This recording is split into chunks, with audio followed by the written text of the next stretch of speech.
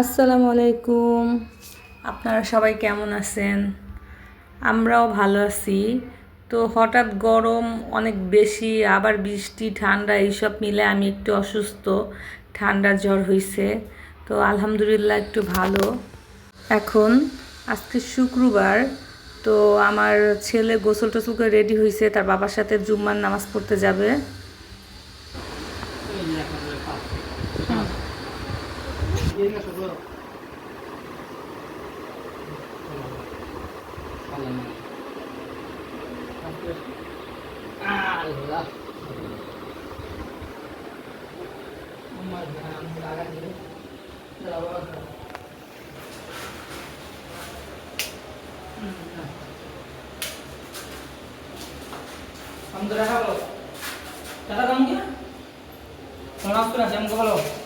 যাও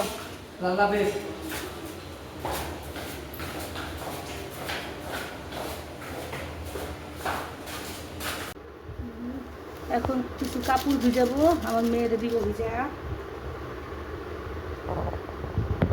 হঠাৎ করে কালকে আমার জ্বর আসছিল, জ্বর আর শরীর ব্যথা ছিল প্রচুর। তো পরে নাপা খাওয়ার পরে একটু কমছে, এজন্য আজকে মেয়ের স্কুলের ড্রেস মেরে দিয়েই ধোয়াইতেছি। তো আমি হালকা গরম পানি দিয়ে ভিজাই দিতেছি, যাতে ও সুন্দর করে ধুইলে পরিষ্কার হয়। পরে আমি ওর ধুয়ে ভিজাই দিতেছি হুইলের গুঁড়া দিয়ে, সার্ফ এক্সেল দিয়া, যাতে ও সুন্দর করে ধুয়ে ফেলতে পারে।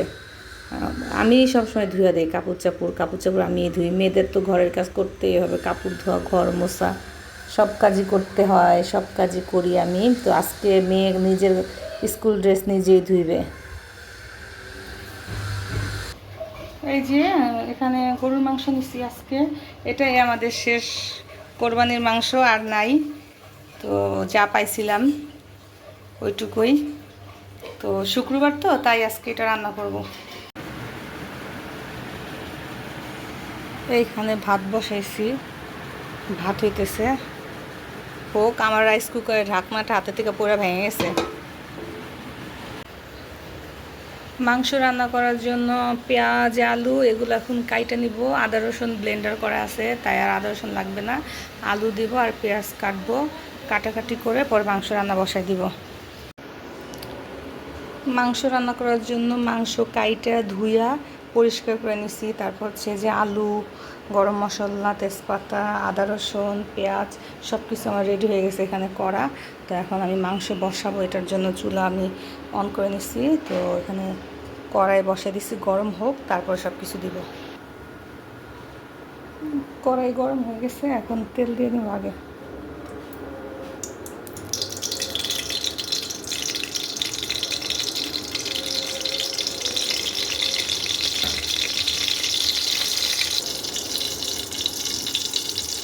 তেল গরম হয়ে গেছে, তেলের মধ্যে দেবো গরম মশলা।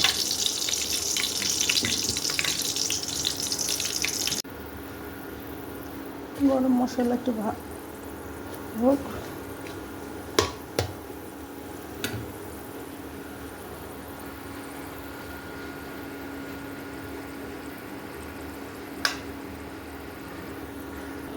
গরম মশলা হয়েছে, এখন ভাজা, এখন পেঁয়াজ দিব।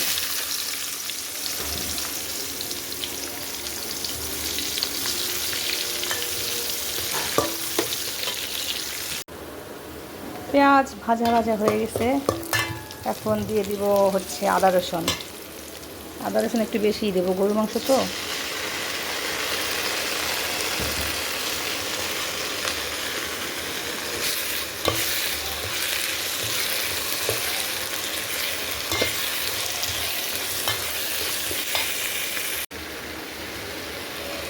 আদা রসুন ভাজা হয়ে গেছে, এখন সব মশলা দিয়ে দিব। অনেক ধুমে উঠতেছে প্রচুর। আমি একটু তেল কম দিয়েছি, তো এর জন্য একটু পানি দিয়ে দেবো, কারণ গরুর মাংসতে এমনি তেল হয়। এখন মশলাটা ভালো করে কষাবো।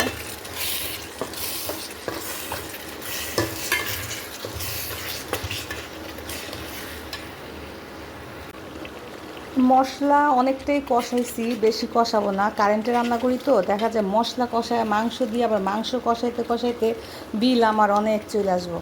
এত বিল দিয়ে আমার পোষাইবো না, এজন্য আমি মাংসটা দিয়ে দিতেছি। আজকে ফোনটা নিজেই ধরছি, মেয়ে গোসল করতে গেছে, স্কুল ড্রেস ভিজাই দিচ্ছে, ওইটা ধুইয়া গোসল করে আসবে। মাংসটা দিয়ে দিচ্ছি, সুন্দর করে মাংসটা কষাবো, একসাথে মশলাও কষবে মাংসও কষবে, দুইটা একসাথে হবে।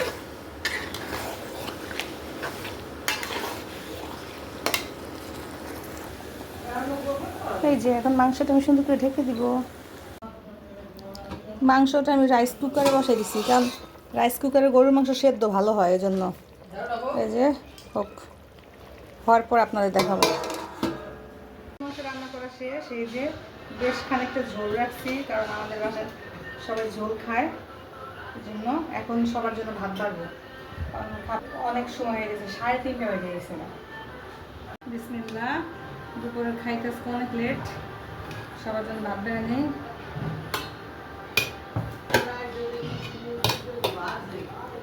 আমার ছেলের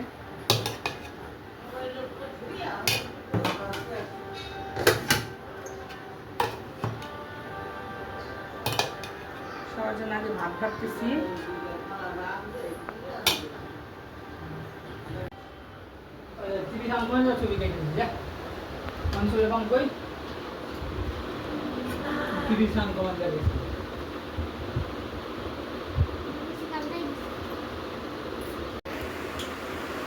সব কিছু আনা শেষ, এখন হচ্ছে আমাদের খাওয়া দাওয়া করার পর্ব। তো এখন আমরা খাওয়া দাওয়া করবো। খাওয়া দাওয়া করার পর্ব না, পালা। ওই যে আমার ছেলে যে লুকাইতেছে, তো সবাই বসে পড়ছি খাটে, খাটে বসে খাবো। তোমার প্লেট আমার সব মাংস দিয়ে দাও, বোকা বোকা ঝোল লাগবে, মাংস ঝোল আমার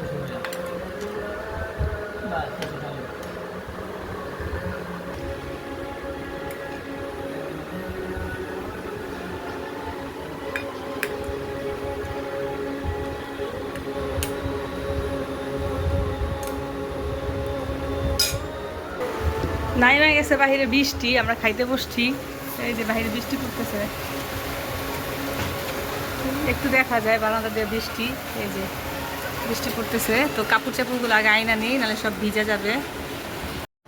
এই ছেলের প্লেট হচ্ছে ডাল দিয়া, সে গরুর মাংস খাইতে পারে না, খাইতে পারে শুধু চিকেন।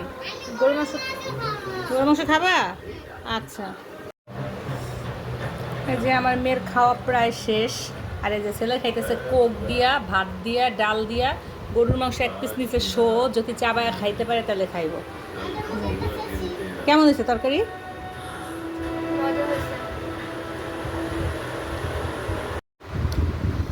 কালকে শাক ছিল, তো শাক দিয়ে আগে ভাত খেয়ে দিছি।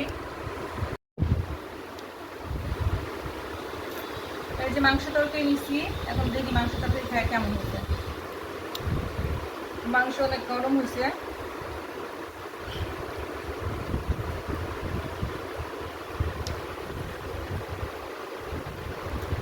ভালো হয়েছে, সব কিছু ঠিক আছে, ঝাল, লবণ।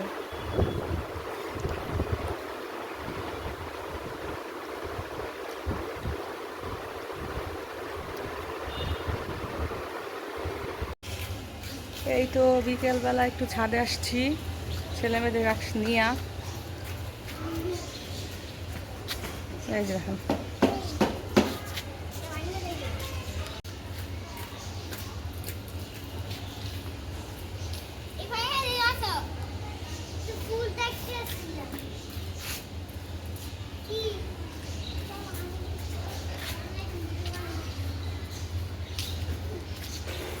অনেক সুন্দর ফুল ফুটছে।